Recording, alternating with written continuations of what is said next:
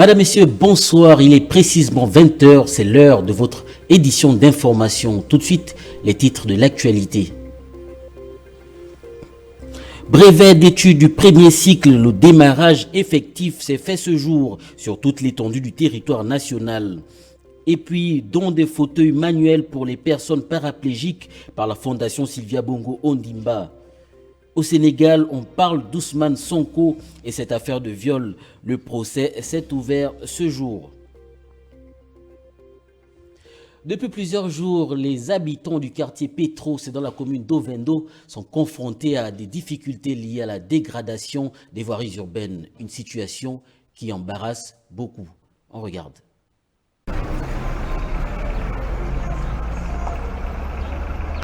Les riverains du premier arrondissement de la commune d'Ovendo rencontrent des difficultés liées au délabrement des voiries urbaines. L'accès aux différentes activités de tout un chacun demeure un calvaire. La route quasi impraticable empêche la bonne circulation des transports, occasionnant des retards pour les riverains. C'est vraiment pénible, surtout le matin. Le matin, lorsqu'on sort, c'est vraiment pénible. Il y a l'embouteillage, la route est cassée, entre les véhicules, parfois il y a les accidents parce que l'état de la route est vraiment pénible. Il en est de même pour les personnes regagnant leur domicile après leur activité quotidienne. En soirée, lorsque les gens rentrent du boulot, c'est difficile, il y a de l'embouteillage, les gens ont du mal même à faufiler pour traverser la route. Les populations du quartier Petro-Ovendo gardent une lueur d'espoir dans l'optique de bénéficier du projet d'aménagement routier du Grand Libreville. On parle de pénurie d'eau au quartier Kembo, c'est dans le 2e arrondissement de la commune de Libreville où les populations ont du mal à s'approvisionner en eau potable. Les habitants de cette zone de la capitale ont souvent recours à un seul robinet fonctionnel depuis plusieurs années, mais moyennant des sommes d'argent. On regarde. On est à Kembo, dans le 2e arrondissement de la commune de Libreville, où depuis plusieurs années, l'eau, précieux liquide, a disparu des robinets. Chaque jour, bidons de toutes formes, bouteilles, seaux, sont alignés et attendent d'être remplis par leurs propriétaires venus des 4 coins de cet arrondissement. La SCG travaille, regardez. C'est dans notre quartier, Kembo. On est au centre-ville, on est en Kembo, il n'y a pas d'eau. Regardez, pour avoir de l'eau, c'est les problèmes. Entre-temps, on est au centre-ville, on a le marché de Kembo, le commissariat, on a tout ici. Regardez, on est fatigué. L'espoir de cette partie de la capitale repose sur un seul robinet. Pour y avoir accès, il faut obligatoirement avoir un peu d'argent. Le précieux liquide est monnayé en fonction de la contenance et de la quantité des récipients. On paye, on dépense pour l'eau. Le groupe doit c'est enfant. Mais quand nous on plus de ça, on plus de ça, même pour que les bidons. Mais là pour le transport, c'est même pour que les produits soient déposés. On sommes obligés de souffrir ça tous les jours. Livrés à eux-mêmes, les habitants de Nkembo, dans le désarroi, espèrent tant bien que mal que cette situation indésirable prenne fin et que l'eau jaillisse à nouveau dans les maisons comme auparavant. On parle d'examen de fin d'année avec le début des épreuves écrites du brevet d'études du premier cycle sur toute l'étendue du territoire national. Ce jour, notre rédaction s'est penchée sur le centre du lycée national Léomba pour mieux s'enquérir de la situation. On regarde. Après avoir procédé à la phase des épreuves sportives en avril dernier, les élèves ont démarré les épreuves écrites ce jour. Pour cette première journée, les candidats du centre du lycée national Léomba ont répondu présents à leur convocation. Tous sont positifs, assure la présidente du centre. La première journée se déroule très bien. Donc nous avons lancé ce matin dès 8 h, nous avons lancé l'épreuve de mathématiques qui s'est achevée à 10 h. Donc en ce moment, les candidats sont en train de composer pour la deuxième épreuve, l'épreuve de sciences de la vie et de la terre. Donc tout se passe très bien, on n'a enregistré aucun incident majeur. Sur le plan organisationnel, le secrétariat général de ce centre a mis en place toutes les conditions nécessaires pour la bonne tenue de cet examen dans cet établissement. Bon, nous avons nos membres du secrétariat qui ont un travail bien organisé. Donc ils ont distribué les copies de composition. Ensuite, au moment de distribuer les copies des sujets d'examen. Donc ils se regroupent, ils se positionnent par groupe. Nous avons les groupes, nous avons 38 salles d'abord. Donc nous avons des équipes par salle. Les équipes, nous avons des surveillants de salles de composition, nous avons les surveillants de zone, nous avons les membres du secrétariat qui s'occupent de dispatcher les copies. Donc les choses se sont bien organisées, les choses se passent très bien. Venus d'horizons différents, ces candidats se sentent confiants à l'idée d'obtenir gain de cause à l'issue de cet examen marquant la fin du premier cycle. Bien, le premier cycle va être très bien, très simple. J'ai vu ça très simple et j'espère que les épreuves à venir seront aussi très simples. Je suis sûr d'avoir mon examen.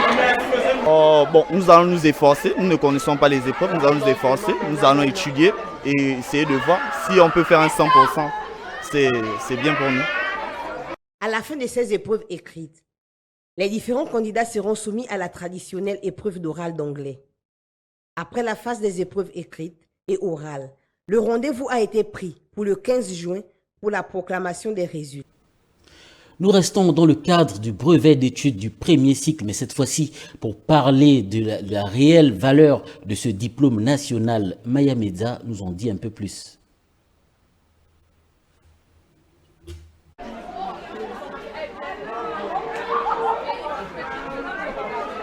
Institution pour les uns et diplôme inutile pour les autres. Le bon vieux brevet des collèges divise. Alors que les élèves de 3e passent ce mardi les épreuves de mathématiques et de SVT, le brevet des collèges a-t-il encore de la valeur? Pour les uns, de nos jours, les choses sont difficiles et compliquées, on ne sait pas, on prie simplement Dieu. Parce qu'à l'époque de nos parents, à l'époque où je grandissais même, avec le certificat primaire, sérieusement, tu trouvais ta vie. Mais de nos jours, on ne sait plus, le BPC, le bac, bon, on ne sait pas où ça aboutit. Il n'y a que simplement Dieu, on prie simplement Dieu pour faire miséricorde à nos enfants de nos jours. Je ne pense pas que le BPC a la même valeur qu'avant, parce qu'aujourd'hui, sans BPC, vous pouvez travailler. Et quand vous avez le bac, et c'est le bac qui est le diplôme le plus important actuellement. Parce que sans bac, vous ne pouvez pas faire les études supérieures. Bon, encore qu'on peut faire les études supérieures, mais si vous voulez faire les études dans les universités, vous avez besoin du bac. Bon, il y a des agents qui travaillent aujourd'hui, des personnes qui travaillent aujourd'hui sans BPC. Donc le BPC n'a plus la même importance qu'autrefois. Et pour les autres? J'estime, oui, que le BPC a la même valeur qu'avant, dans la mesure où il ouvre les portes de l'emploi pour certains compatriotes qui vont dans les catégories, par exemple dans la fonction publique en B2. On peut dire que le BPC a la même valeur que dans l'ancien temps. En fait. Il faut reconnaître que sur le marché du travail, le BEPC n'a plus la valeur qu'on lui accordait il y a plus de 20 ans. Quel avenir pour les enfants qui se battent encore pour l'obtention de ce diplôme? Alors que les épreuves écrites du brevet d'études du premier cycle ont débuté ce matin, hier, les épreuves sportives du baccalauréat ont bel et bien démarré dans une belle ambiance. La rédaction de TV+ est allée justement à la rencontre de ces candidats pour prendre leur prestations. J'y arrive. Je dirais que ça s'est bien passé, malgré quelques petits soucis en début de journée, mais je garde courage. Ah, c'est très bien passé. Ça s'est très bien passé. J'ai assuré aux 3 activités. C'est vraiment stressant, on va pas mentir, c'est vraiment stressant. De plus que ça fait quelques années déjà qu'on ne faisait pas gym, sport, mais sinon ça s'est bien passé. Bon, mes trois activités se sont vraiment bien passées. À la course, bien, gymnastique, vraiment j'ai éclaté et au basket aussi. J'ai fait course, basket et gymnastique, ça s'est vraiment très bien déroulé et j'espère que pour toutes celles qui ne sont pas encore passées, qu'elles assurent. Je me suis améliorée, même si je n'ai pas pu faire certains éléments correctement, mais tout s'est bien passé. Et enfin, on a fini avec le match de basket où on est sorti de là gagnante à égalité et c'était vraiment bien. Et puis le transport sururbain prend de plus en plus de l'ampleur dans les villes de la capitale gabonaise, un secteur en plein essor réglementé par les chauffeurs de clando. Jessica Andjoa y était et nous fait le point. Ils sont nombreux qui ont choisi comme activité génératrice de revenus, chauffeur de clando, un métier en plein essor au Gabon qui chaque année enregistre des centaines de personnes. Aux couleurs jaunes pour la plupart des clandos de Libreville. Ici, ils fonctionnent par ordre d'arrivée. Le transport suburbain, un secteur bien réglementé. Pour travailler ici dans la prison, il faudrait d'abord avoir un permis et demander l'adhésion, c'est-à-dire venir chercher, demander de la place et si on vous accepte, vous payez le droit d'entrée et vous travaillez en tant que chauffeur.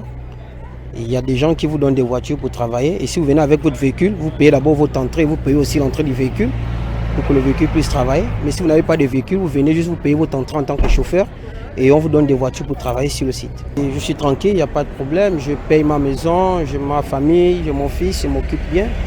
Je m'en sors quoi, en un mot, je m'en sors. Ça nous permet à survivre comme tous les autres travailleurs du monde entier.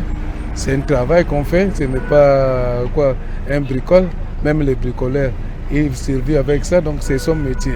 L'activité ne nécessite pas de grandes études, mais une bonne formation pour un strict respect du code de la route. Un chauffeur de clando fait appel à certaines conditions. Et tout le monde doit passer d'abord par auto-école pour obtenir d'abord son diplôme, que nous appelons le permis de conduire.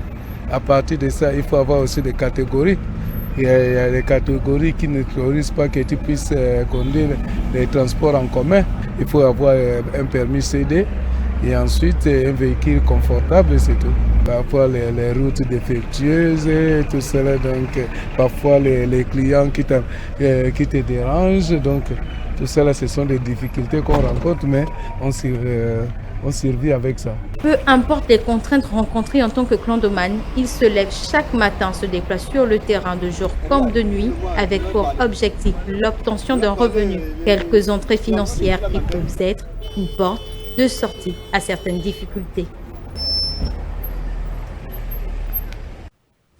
Au deuxième arrondissement de la commune d'Ovendo, les jeunes compatriotes ont formé un petit groupe de jeunes débrouillards dans le but d'aider les populations de la zone dans le transport de leurs marchandises à la brouette et d'en faire une activité de substance. Dorcelia Pendi nous fait le point. Au marché dit à Cournam 2, les jeunes débrouillards réunis en petite communauté ont opté de vivre par le transport des marchandises avec une brouette. Les brouettiers, comme on les appelle, offrent leurs services moyennant 500 ou 1000 francs par traversée, de quoi les faire vivre. Les jours, et parfois les gens te payent ta avec ça, tu te débrouilles avec ça. Comme moi j'ai loué une chambre de 3 feux avec l'argent de la brouette. Il y a peut-être 7 ans dans la brouette. Leur présence est certes indispensable, mais ils décrivent le comportement de certains usagers et de la mairie qui rend difficile leur activité. Il y a une maman gabonaise qui ne veut pas nous donner du travail. Quand on les demande, et pour faire donner plus aux étrangers. On n'a pas confiance à les petits frères, les enfants gabonais. Difficulté, parfois la mairie nous embête qu'on doit leur donner les taxes par rapport à notre métier de la boîte. Maintenant, on refuse. Parce que la mairie nous embête. Prêts à coopérer à toute forme de réglementation de leur activité. Ils espèrent que cela se fasse afin d'exercer librement et sans contrainte leur petit métier. Et puis, dotation de l'Association pour la prévention des accidents de la route et de soutien des paraplégiques en fauteuil manuel avec repose-jambes et des coussins anti-escar cet après-midi au siège de la Croix-Rouge aux paraplégiques. Une dotation offerte par la Fondation Sylvia Bongo Ndimba pour la famille en vue de faciliter les déplacements des personnes paraplégiques. Aline Zila, presse présidentielle. Faciliter la mobilité et contribuer à leur épanouissement, c'est tout l'intérêt de cette remise de fauteuil roulant offert par la Fondation Sylvia Bongo Ndimba pour la famille aux paraplégiques à la demande du président de l'Association des personnes accidentées de la route et le soutien de ces paraplégiques. Une dotation en fauteuil manuel avec repose-jambes et des coussins anti-escar qui vient à point nommé. Bon, nous venons de recevoir une dotation en fauteuil roulant manuel. Mais la particularité, c'est que ces fauteuils roulants ont des repose-jambes. Donc, c'est pas juste des cale-pieds. Donc, c'est des repose-jambes qui permettent de temps en temps tendre les jambes et les rabaisser. C'est ça la particularité de ce fauteuil roulant.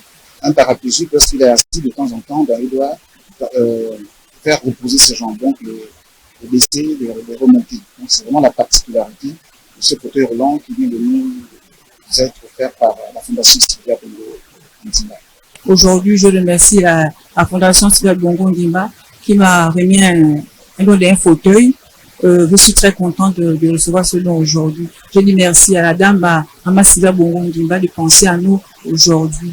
Depuis une dizaine d'années, la Fondation Sylvia Bongo Ndimba pour la famille offre des fauteuils manuels, handisport, des scooters et des fauteuils électriques aux personnes vivant avec un handicap moteur. Outre ces matériels habituellement offerts, cette année, elle a choisi un autre type de fauteuil manuel avec une particularité de repose-jambes et des coussins anti-escar. La paraplégie est une paralysie des deux membres inférieurs provenant d'une atteinte de la moelle épinière.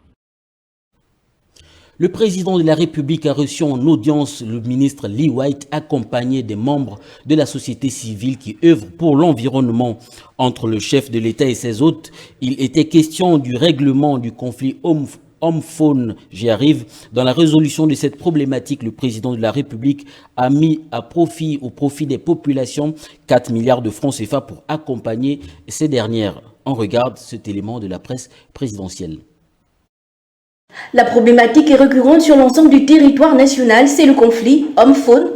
L'invasion des éléphants sur les plantations des populations préoccupe au plus haut point le chef de l'État qui s'attelle à trouver des solutions durables pour une meilleure cohabitation entre les humains et les pachydermes. On est venu pour discuter la question du conflit homme-faune, conflit homme-éléphant surtout.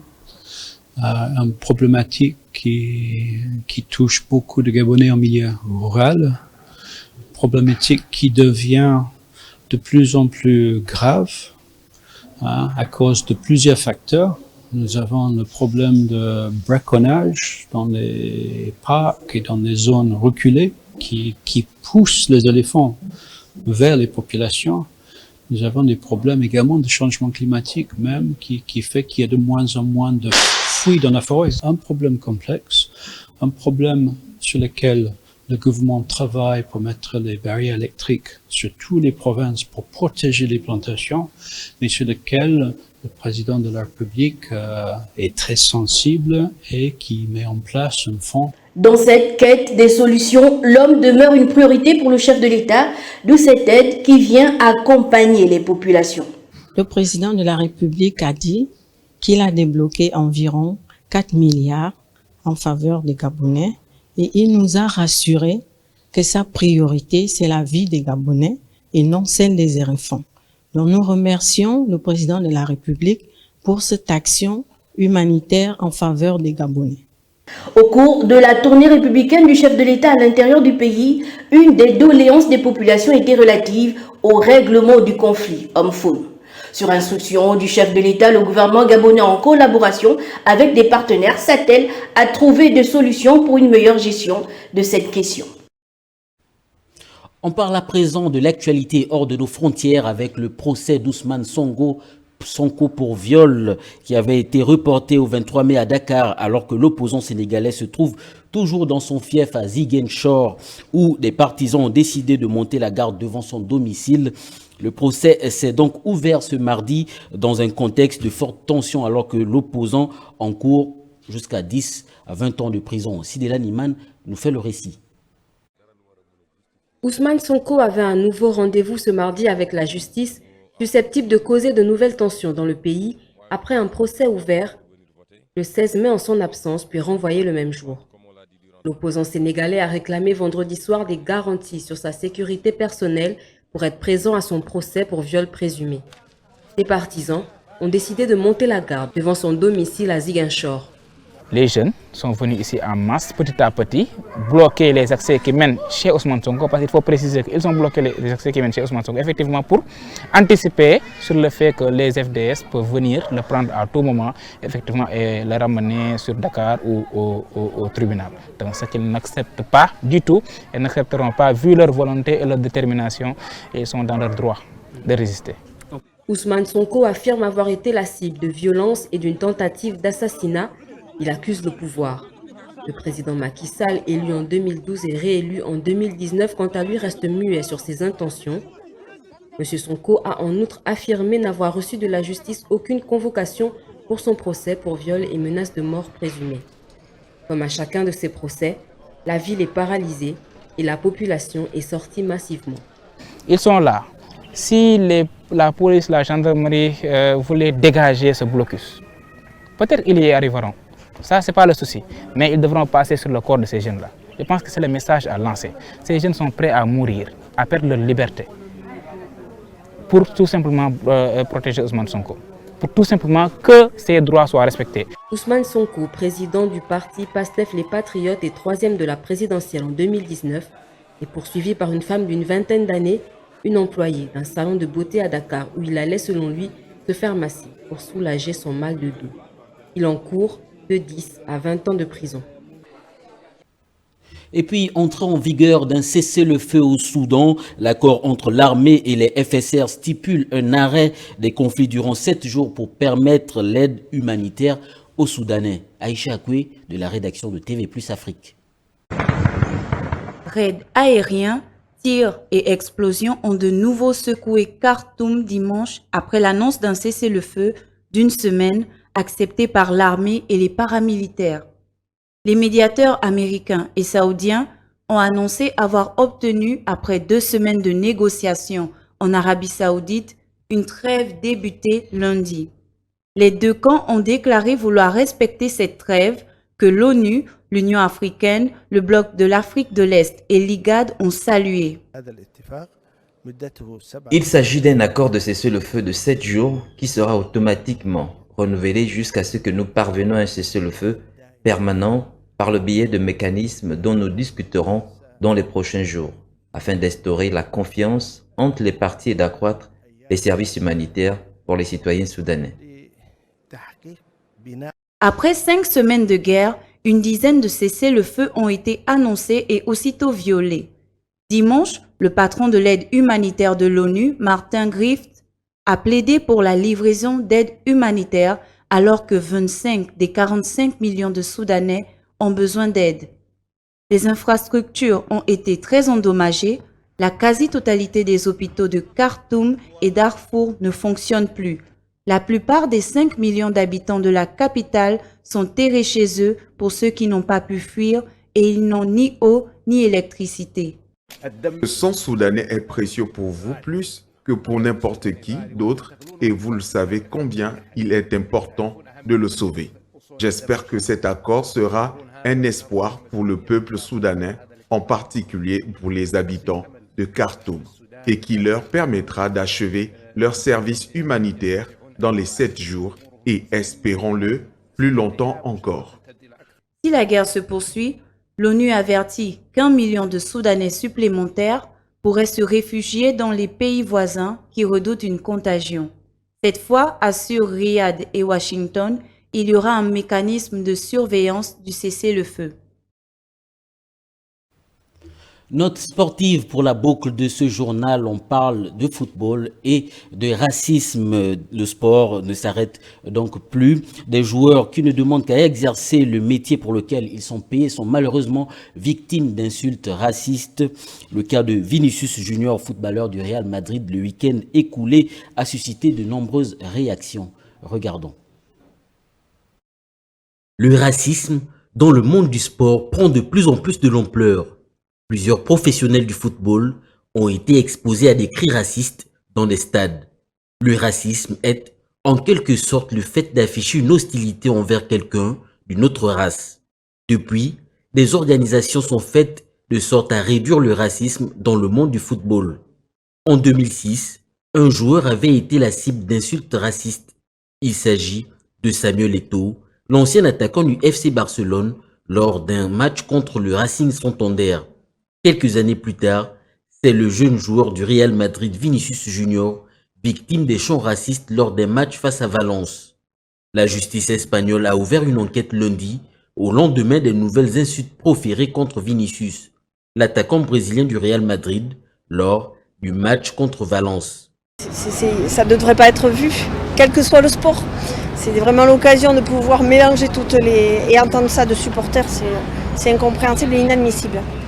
La Liga a assuré avoir transmis 8 plaintes cette saison pour des incidents subis par Vinicius Junior, mais aucune n'a encore été appliquée sur une sanction. Les seules mesures prises sont venues des clubs comme Valladolid ou Majorque, qui ont retiré les abonnements pour une période déterminée aux supporters identifiés. C'est du racisme, voilà ce que c'est. Bien sûr, je ne sais pas à quel degré par rapport aux autres pays. Mais je ne peux pas vous dire, mais bien sûr, ces choses sont claires. Pas besoin d'aller à l'université pour le comprendre. Après ces incidents plus que déplorables, les soutiens à Vinicius sont venus de partout, du Brésil, où le président de la fédération, Ednaldo Rodriguez, a assuré sur les réseaux sociaux que Vinicius avait l'amour de tous les Brésiliens. Ronaldo, Neymar et le Français Kylian Mbappé ont également exprimé leur solidarité envers le jeune Brésilien. Le club de Valence a assuré lundi qu'il avait d'ores et déjà identifié un supporter ayant proféré des insultes racistes dimanche et en cherchait d'autres. Le club a donc promis qu'il allait exclure à vie du stade les supporters identifiés.